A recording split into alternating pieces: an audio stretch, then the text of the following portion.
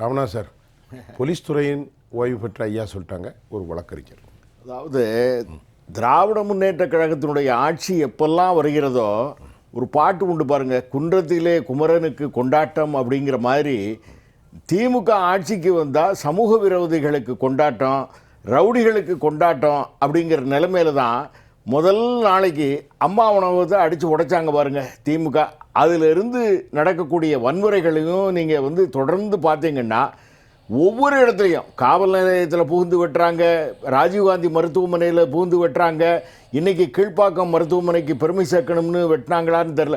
நீங்கள் பார்த்தீங்கன்னா இந்த ஆதி வெட்டப்பட்டிருக்கிறார், இன்றைக்கி கொலை செய்யப்பட்டிருக்கிறார் அப்படின்னு சொன்னால் அவர் ஏற்கனவே பழனி என்பவரை குளத்தூர் பகுதியில் முதலமைச்சருடைய தொகுதியில் அந்த குளத்தூர் பகுதியில் அவர் கொலை செய்தார் அப்படிங்கிற காரணத்தினால தான் 2002ஆம் வருடம், அதுவும் இந்த ஆட்சியில் தான் இந்த திராவிட முன்னேற்ற கழகத்தினுடைய ஆட்சி வந்ததற்கு பின்னால் தான் 2022 தான் அவர் படுகொலை செய்யப்பட்டிருக்கிறார். அதற்கு பழி வாங்குவதற்காக இந்த படுகொலை நடக்கிறது அப்படின்னு சொன்னால் எந்த கொலைகளையும், எந்த கள்ளச்சாராய மரணங்களாக இருக்கட்டும், அல்லது கஞ்சா விற்பனையாக இருக்கட்டும், மெத்தபட்டமின் விற்பனையாக இருக்கட்டும், இது எல்லை மீறி போனதுனால தான் இந்த அரசாங்கம் அதாவது செயலிழந்து இருக்கிறது. ஒவ்வொரு நாளைக்கும் ஒவ்வொரு இடத்துல கொலை. நீங்கள் பார்த்தீங்கன்னா திருத்தணியில் அந்த வட மாநிலத்தினுடைய தொழிலாளியை அருவாளால் அடித்தாங்க, அவரை கொலை செய்ய முயற்சி. சின்ன பசங்க, ஏன்னா போதையை போட்டுக்கிட்டு என்ன செய்யணும் அப்படின்னு தெரியல. இன்றைக்கி பேப்பரில் வடமாநில வாலிபர் மீது திருவள்ளூர் அருகே ஒரு கொடூர தாக்குதல் நடக்குது.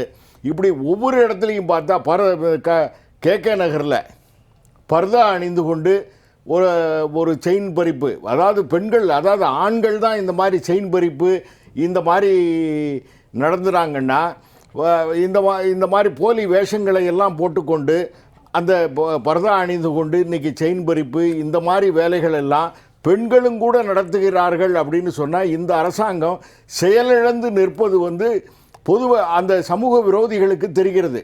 நீங்கள் மாவட்ட தலைவர், நெல்லை மாவட்ட காங்கிரஸ் கமிட்டியினுடைய தலைவர் இறந்து படுகொலை செய்யப்பட்டு எத்தனை வருடங்கள் ஆகிறது, அதை இன்னமும் கண்டுபிடிக்கலை, துப்பு துலக்க முடியல. அதே மாதிரி சமூக விரோதிகள், அதாவது சமூக ஆர்வலர்கள், ஜகபரேலியாக இருக்கட்டும், இங்கே பல்லாவரத்தில் குடிதண்ணீரில் இந்த மாதிரி சாக்கடை கலந்திருக்கிறது அப்படின்னு சொன்னால் அவர்களை கைது செய்வது, யாரையுமே சமூக விரோதிகளை, ரவுடிகளை அடக்குவதற்கு, ஒடுக்குவதற்கு, இரும்புக்கரம் கொண்டு அவர்களை நசுக்குவதற்கு இந்த அரசாங்கம் எந்த விதமான நடவடிக்கையும் எடுக்கலை. யாரை கைது பண்ணுறாங்க அப்படின்னு பார்த்தா, இப்போ எஸ்ஜி சூர்யா ஒரு முன்னால் கடலூரில் அந்த சிபிஎம் உறுப்பினர் மேலே சிபிஎம்னுடைய எம்பி சு வெங்கடேசன் அவர்கள் மீது ஒரு ட்விட்டர் போட்டார். அதற்கு கைது செஞ்சு உள்ளே கொண்டு போய் வச்சாங்க. இன்றைக்கி ஒரு சேனலில் பேசிட்டு வெளியில் வரும்போது திராவிட முன்னேற்ற கழகத்தினுடைய அரசாங்கத்தை விமர்சித்து பேசினார் என்பதற்காக அவர் மீது கொடூர தாக்குதல் நடந்து, அவர் உட்பட அந்த எஸ்ஜே சூர்யா மீது தாக்குதல் நடத்தப்பட்டது, அவர் மீதே வழக்கு போட்டு இன்றைக்கி அவர் முன்ஜாமீன் வாங்கக்கூடிய நிலைமையில் இருக்கார். அதே மாதிரி ராஜா அண்ணன், பாரதிய ஜனதா கட்சியினுடைய ராஜா திருப்பரங்குன்றம் மலையில் இன்றைக்கி சாமி தரிசனம் பண்ணணும் அப்படின்னு போனார்னா அதை அவரை கைது செய்கிறார்கள். இப்படி இந்த அரசாங்கம் சமூக விரோதிகளை பாதுகாப்பதும், அரசியல்வாதிகளை, அரசியல் கருத்துக்களை சொல்பவர்களை கைது செய்வதுமாகத்தான் இருக்கிறது.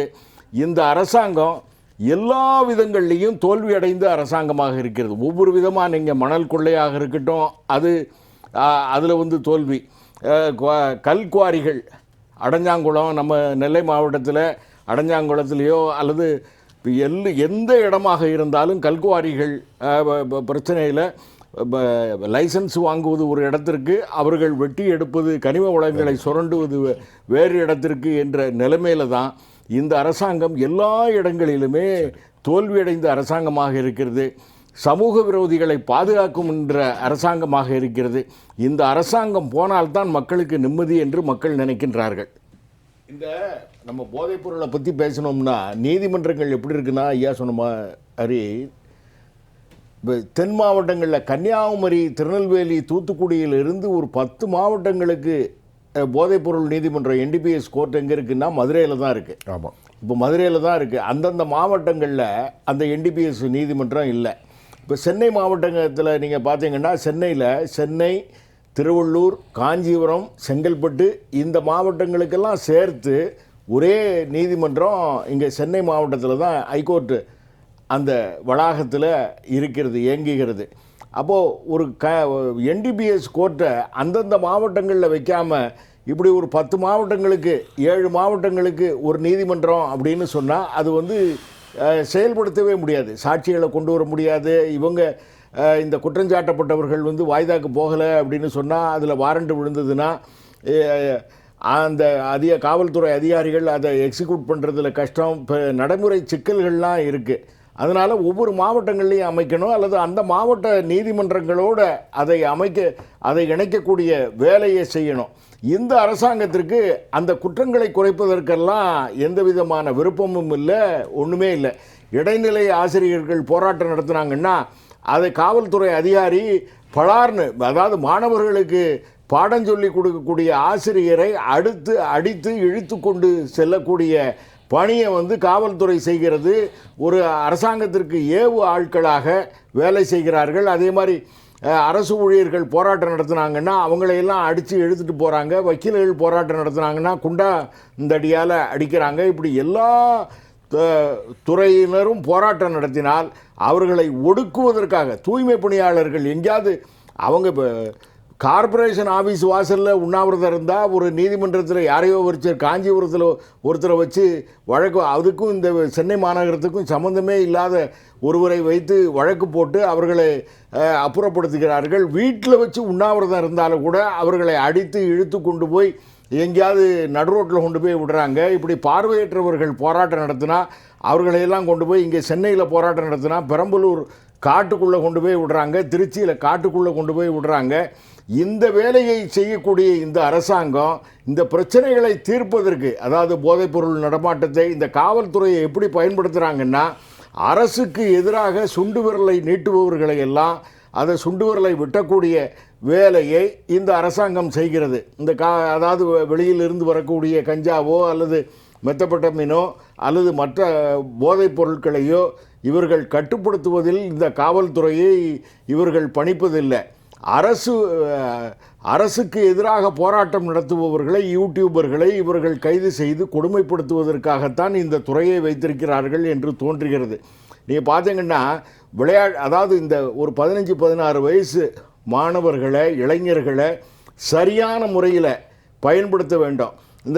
இப்போ உதயநிதி ஸ்டாலின் அவர்கள் துணை முதலமைச்சராக இருக்கிறார், விளையாட்டுத்துறை அமைச்சராக இருக்கிறார் அப்படின்னு சொன்னால் அவர் துறையில் எதையாவது செய்தோம் என்று காண்பிப்பதற்காக ஏதாவது பெரிய பெரிய ஸ்டேடியம் கட்டுவோம் அப்படின்னெல்லாம் நினைக்கிறாங்க. இந்த மாணவர்களை விளையாட்டில் சரியான பயிற்சி கொடுத்து அவர்களை ஊக்கப்படுத்தினா அந்த மாணவர்களுக்கு, விளையாட்டுத்துறையில் உள்ளவர்களுக்கு அரசு வேலை கொடுத்தா அல்லது தொழில்துறையில் வேலை கொடுத்தா இந்த குற்றங்களெல்லாம் குறைஞ்சு போயிடும். இந்த குற்றங்களெல்லாம் குறைந்து போயிடும், குற்றங்களே கூட இல்லாமல் போகும். ஆனால் அதையெல்லாம் செய்வதற்கு இந்த அரசாங்கம் நினைக்கவில்லை. இந்த அரசாங்கத்தை பொறுத்த அளவில் சட்டம் ஒழுங்கு எப்படி கெட்டுப்போனாலும் பரவாயில்ல, நம்மை பொறுத்த அளவில் நம்ம மீண்டும் ஆட்சிக்கு வரணும் என்பதற்காக எல்லா வழிகளிலையும் இன்றைக்கி தூய்மை பணியாளர்கள் ஒரு கிட்டத்தட்ட 50-60 நாட்களாக போராடி கொண்டு இருக்கிறார்கள் அப்படின்னு சொன்னால், நேற்று போய் சேகர் பாபு அவர்கள் நீளம் இல்லாமல் எதுவும் இல்லை அப்படின்னு சொல்லி அந்த போராட்டத்தை முடிவுக்கு கொண்டு வருவதற்கு நேற்று போய் பேசுகிறார். ஏன்னா பிப்ரவரி மாதத்திலே தேர்தல் அறிவிக்கப்பட்டு விடும் அப்படின்னு சொன்னால் ஓட்டு பயம் மட்டும்தான் இவர்களுக்கு. ஓட்டு, நோட்டு, தேர்தல் வெற்றி, இது மட்டும்தான் கவலையாக இருக்கிறதே தவிர இவர்கள் மக்கள் பிரச்சனையை எந்த விதத்திலையும் இவர்கள் செயல்படுத்தலை. இன்னும் சொல்லப்போனால் ஆம்ஸ்ட்ராங் கொலை வழக்கில் சார்ஜ்ஷீட்லேயே, போலீஸ் சார்ஜ்ஷீட்டில் ஆயுதங்கள் பரமாறிக்கொண்டது உயர்நீதிமன்றத்தினுடைய வளாகத்தில் அப்படின்னு சொல்லி சார்ஜ்ஷீட்டில் எழுதுகிறாங்க. உண்மையாக கூட இருக்கலாம். அப்போ எவ்வளவு பாதுகாப்பு, எவ்வளவு போலீஸு, ஒரு அசிஸ்டன்ட் கமிஷனர் தலைமையில் ஒரு போலீஸ் ஸ்டேஷன் இருக்கக்கூடிய, ஒரு உயர்நீதிமன்றத்திற்காக மட்டும் ஒரு போலீஸ் ஸ்டேஷன் இருக்கக்கூடிய எஸ்பிளனேட் போலீஸ் ஸ்டேஷன் உயர்நீதிமன்றத்திற்காக மட்டுமே இருக்கிறது. அந்த போலீஸ் ஸ்டேஷன் வளாகத்தில், அந்த உயர்நீதிமன்ற வளாகத்தில் ஆயுதங்கள் கொள்ளப்பட்டது, அதை வைத்து தான் ஆம்ஸ்ட்ராங் படுகொலை செய்யப்பட்டிருக்கிறார் அப்படின்னு சொன்னா சட்டம் ஒழுங்கினுடைய கதி என்னன்னு பாருங்க. அளவில் இருக்கு. அந்த கேஸ் என்னங்கிறது இன்னும் வரைக்கும் சிபிஐ விசாரிக்க போறதா அல்லது தமிழ்நாடு அரசாங்கம் விசாரிக்க போறதா